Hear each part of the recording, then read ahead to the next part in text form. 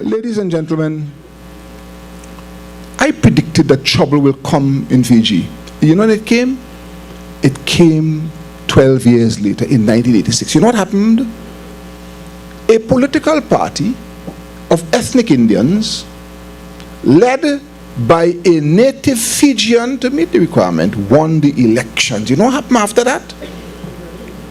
First coup. Before the government could even take power, the army intervened. And as I think it was Mustafa Abdul Hamid pointed out this evening, there have been 4 coups in Fiji so far. 4. You know why? 4 coups in Fiji. Because the diversity, the differences that exist among the people were not properly managed, and they didn't fully recognize that if you don't manage the differences that exist among a people, those differences conspire to divide rather than to unite. And therefore, any society in which you have diversity has to be carefully managed to avoid it happening. And don't believe it can't happen here. God is not a Trinity. Do not believe it cannot happen here. We tend to feel that with one wave of the hand we can say, well, that can happen here, man. It doesn't happen. It is the biggest mistake you could make. I was in Cyprus. What the year was, I can't remember what year it was. I've been in so many of these things. Commonwealth Heads of Government Conference in Cyprus. We stayed in a hotel which was 52 miles away from the conference center, as opposed to what happened in Port of Spain when they came. The hotel was upstairs, the conference center was downstairs. You see the difference, folks? That is why they think a lot of Trinidad and Tobago. Anyway, 52 miles. On the way to the opening of the conference that morning, what struck me and struck everybody is that the whole route was lined, women alone, arm in arm, for 52 miles. 52 miles of women? That is plenty women, eh?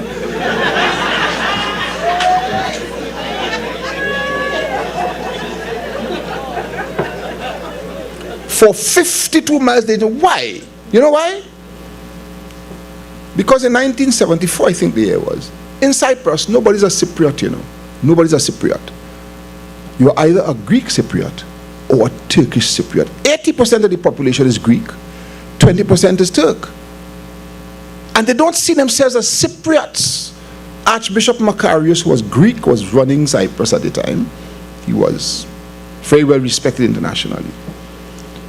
But you had this constant bickering between Greeks and Turks, nobody seeing them as part of a national community, nobody seeing themselves as that. And they allowed that to spill over. So you know what happened?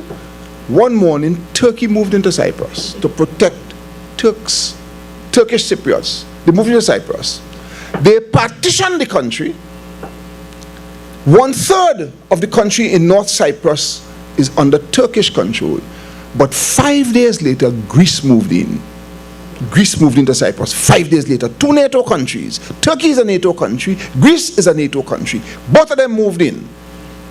And Greece moved in, as they said, to stop the atrocities that were being conducted by the Turkish army. You know what the Turkish army did? They took people from the south, able-bodied men, husbands, cousins, uncles, and so on. They took them to the north, and not a word has been heard about them since. The women lined arm in arm for 52 miles because they were taking advantage of the fact that 50-something Commonwealth countries were in Cyprus at the time, and they were trying to highlight their plight to those 55, to the international community. My dear friends, let them know that we have an issue in Cyprus here that has been unattended. I haven't seen my brother, I haven't seen my cousin, I haven't seen my uncle, I haven't seen my father, I haven't seen my husband for 25 years. It was. And the international community appears to be taking no action, ignoring us. Ladies and gentlemen, that is what happens when you do not manage diversity well and you allow it to get out of hand. And it is not, in the case of Cyprus, it was Turks and Greeks. In the case of Fiji, it was ethnic Indians and native Fijians. In Northern Ireland, we've discussed all of this before, you know. In Northern Ireland, my dear friends, it is Protestant and Catholic. I go to Presentation College, a Catholic school. The principal, Brother Jerome, is a Roman Catholic, living in Northern Ireland, Protestant Northern Ireland. Rest of Ireland is Catholic. He's riding home one day from school on a bicycle, surrounded by a group of boys, and you hear the question they ask him, what religion are you, Catholic or Protestant? And he says Catholic. He was in the drain. He was in the drain because he was of a religious persuasion different from theirs. Both Christians, you know. Both Christians. One was Catholic, one was Protestant, and never the twain shall meet. You know the history of the Irish Republican Army. You remember Margaret Thatcher? Remember Margaret Thatcher? When she escaped the bomb that went off in the hotel. And the next day when she got up and she saw this beautiful day, Margaret Thatcher, the Iron Lady, began to cry.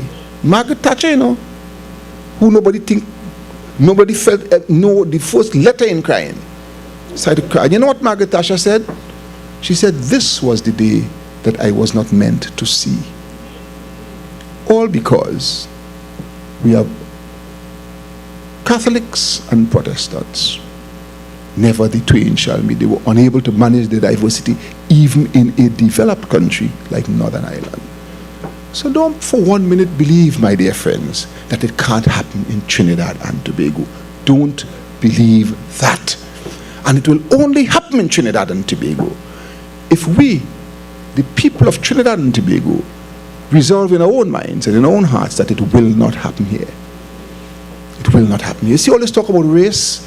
It gets us nowhere. It gets us nowhere. The only race I recognize is the human race. That's the only race the PNM recognizes. And that as long as you are a member of the human race, you are welcome to be a citizen of Trinidad and Tobago. That's how we see it. The PNM.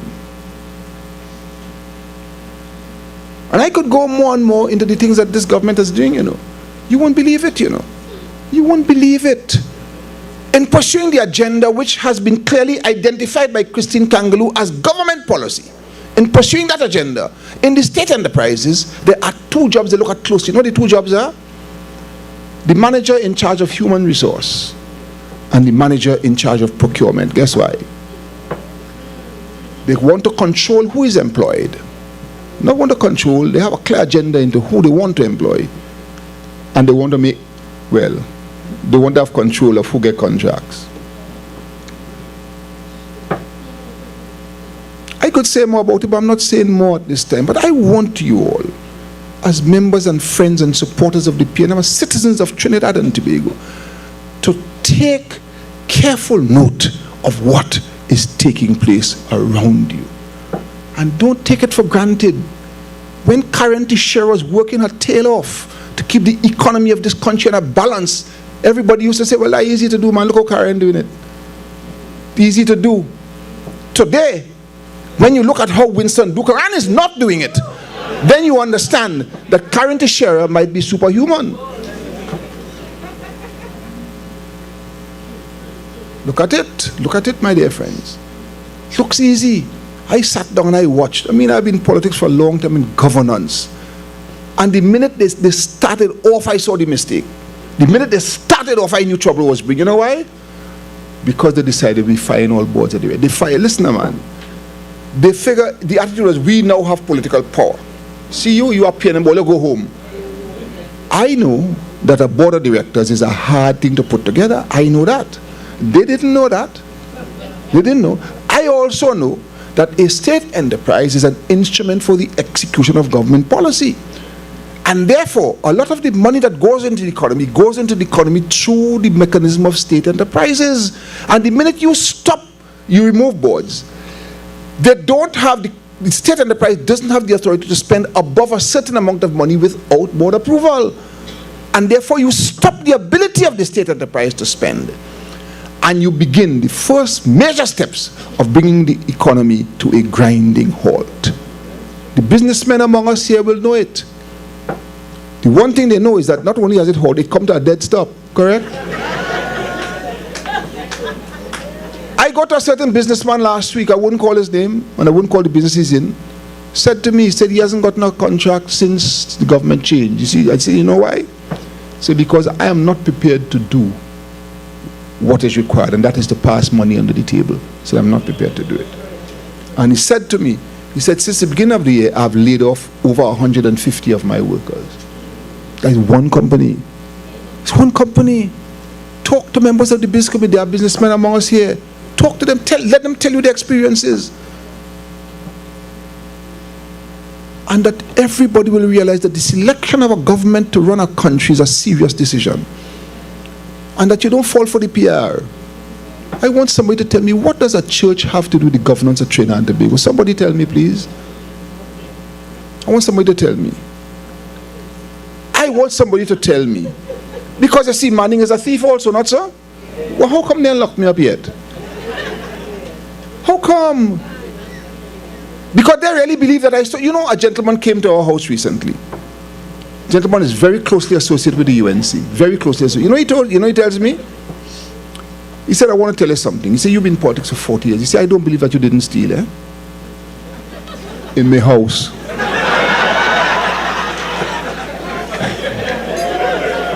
He said, I do not believe that you did not steal. I'm sorry, but I don't believe it. He said, you're in politics for 40 years. You've been prime minister for 12 years. We think I'm a fool? That's what the man telling me, No, I didn't put him out. No. Tell him in my own house. That's one for the archives. I take note of it. But you understand, ladies and gentlemen, what they see, how they think, how the UNC thinks. The UNC believes that an opportunity to govern the country is an opportunity to enrich yourself. That's what they think. That's what they think. And it is, you talk to anybody in the business community, they will tell you. They could tell you the stories. They know it better than I know them. They will tell you, my dear friends. They will tell you. That is what we have passing for government today. So that our gathering here this evening will be well worth it if we take two decisions, ladies and gentlemen. If we take two decisions before we leave. The first is this: that the selection of a government for a country is a serious decision. And in the future, when we take those decisions, we do not take them lightly. And we do not say that I have voted PNM because I didn't get a house. Get the house now. Let me see you get it now. In fact, you have to be a civil servant.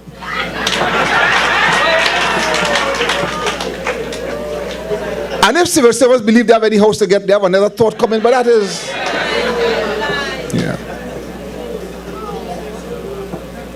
You do not allow yourselves, ladies and gentlemen, to be bought out for $1,200 and a BlackBerry to decide who you vote. That a vote, my dear friends, and the selection of who will govern your country is a serious decision, and you must not allow yourselves to be frivolously and foolishly influenced in matters like those. That's the first. Everybody went to school, Everybody here benefit from PNM education. We'll use it. Let us begin to think, and don't let others think for us. That's the first commitment I'd like you to make. And the second commitment I'd like you to make, my dear friends, is a personal one. I want each one of you to make a commitment in your hearts, not in your minds. The mind is the devil's playground. The heart is where God resides. I want you to make it in your heart that I will be no part of the racism and the race talk that is taking place in Trinidad and Tobago today. I want you to take that decision. And my dear friends, if you take those two decisions, you know what I will say? Great is the PNM. Great is the PNM, my dear friends. And it will prevail.